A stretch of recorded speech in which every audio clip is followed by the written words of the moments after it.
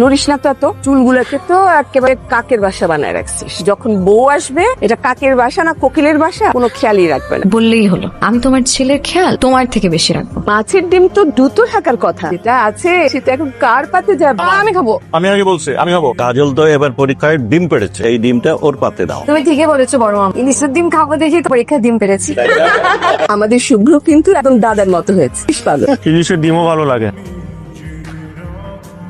অর্ধেকটা দিয়ে দিলি যে? তুমি একটা ছোচা বিড়াল তো, তাই দিলাম।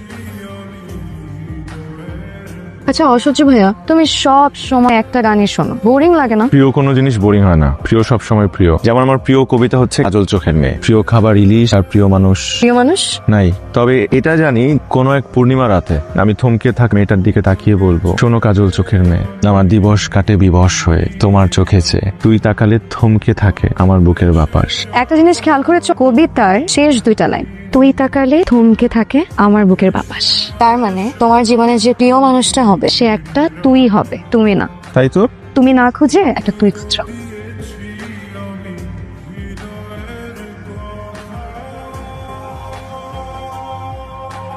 আসলে আপু তোমাকে তো অনেক সুন্দর লাগতেছে। অসহ্য ভাইয়া, কেমন লাগছে আমাকে? তোকে খুব সুন্দর লাগছে, শাড়ি, চোখে কাজল, কপালে টিপ। আসলে যে মানুষটা তোকে বিয়ে করবে সে খুবই সৌভাগ্যবান। তুমি সেই সৌভাগ্যবান।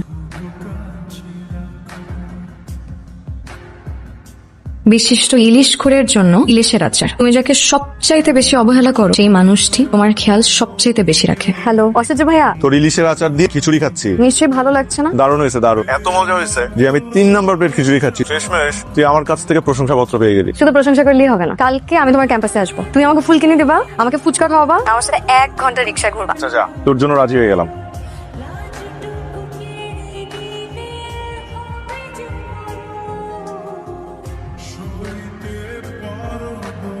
ওকে, দেখি আজকে অনেক খুশি খুশি লাগতেছে। এখন তাহলে যা, আমার অনেক সময় নষ্ট করছিস। শুভ্র ভাই, প্রীতি পরিচয় করে দিই। ও কাজল, ও হচ্ছে প্রীতি, ও হচ্ছে কাজল আমার। আপনার সেই কাজিন যার গান শুনতে শুনতে তোমার কাজল চোখের কথা থাকছে।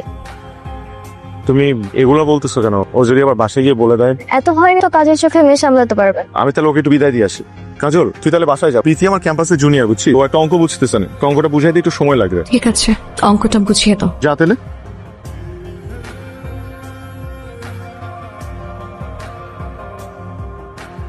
হ্যালো, প্রীতি মেয়েটাকে? তোকে বলবো কেন? তুমি আমার গান শুনে মেয়েকে নিয়ে কল্পনা করো, তাই না? তুই তো ভালো ফাজিল। তাহলে বলো। আমি তোকে বলছিলাম না, কোনো এক থমকে যা মেয়ের চোখের দিকে তাকিয়ে বলতে চাই। তার মানে প্রীতি তোমার কাজল চোখের মেয়ে। Hello hello